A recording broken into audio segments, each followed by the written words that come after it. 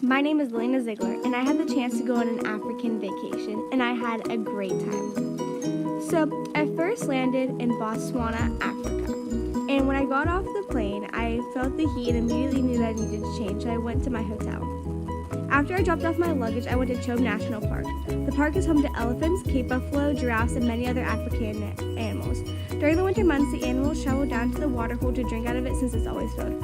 Grasslands and water create two different types of ways to tour.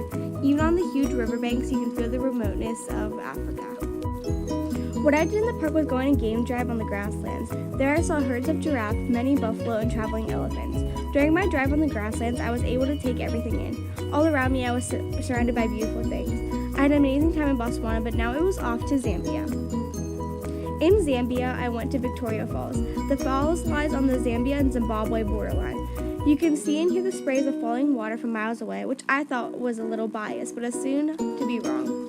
There are more than 5 million cubic meters of water that go across the edge of the falls. There are many things to do there, but I chose to go swimming at the Devil's Pool. The Devil's Pool allows you to swim on the edge of the waterfall and get a great view of everything. During the swim, I was afraid that I would fall off the edge, but I had a lot of people around me to make it feel comfortable. Sadly, my time at Victoria Falls came to an end and I was on to my next stop. In East Africa, I went to Tanzania. In Tanzania, I decided to do something extremely adventurous and challenging. I decided to climb Mount Kilimanjaro. The mountain is actually a very cool place because it has 3 volcanic cones, every type of ecological system, and animals. I first started my climb very early in the morning. I was getting ready for the hike of my life. When I first started climbing, the higher I got, the more colder I got because of elevation. On my way to the top, I saw big and small game animals and took a few minutes to take the animals in. Before I reached the top, though, I stopped at Chalara Crater Lake. When I reached the top, I looked out and saw all of Tanzania. Looking around, it made me realize that I was very close to my trip ending. I climbed back down the mountain, sad but excited for my next trip. Next trip I made was in Ghana. Ghana is a beautiful place and I am very lucky I got to visit it. In Ghana, I went to Cancun National Park. The park holds 300 bird species, 600 butterfly species, and has an endangered forest where elephants can be found. In the park, I decided to do a backpacking trip. The trip takes you into Cape Coast Route, which is absolutely beautiful. As I was walking, a ton of butterflies and birds surrounded me. The rainforest gave a cool breeze and a misty aspect during the hike. During the hike, I saw many endangered animals. Walking back out of the forest, I made my way back to my hotel in Ghana and got ready for my last trip. For my last trip, I had to go to Egypt.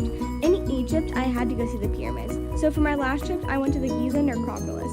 The Giza Plateau is about 5 miles inland from the desert from the ancient town of Giza and about 12.5 south of Cairo City. Did you know that the Great Pyramids are the last remaining monument of the 7 wonders of the world?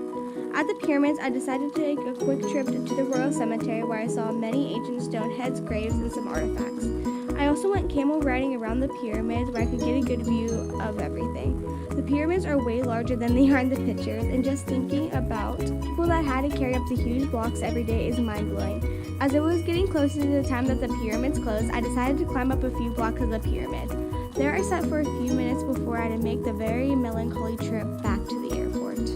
Going back to the airport in Egypt, I was extremely sad for 3 reasons. 1, I didn't want to leave. 2, I was not ready for the cold. And 3, the very long plane flight. But when I landed back in Pittsburgh International, I was extremely happy to be back home. And I advise all of you, if you have the time, to please go visit Africa.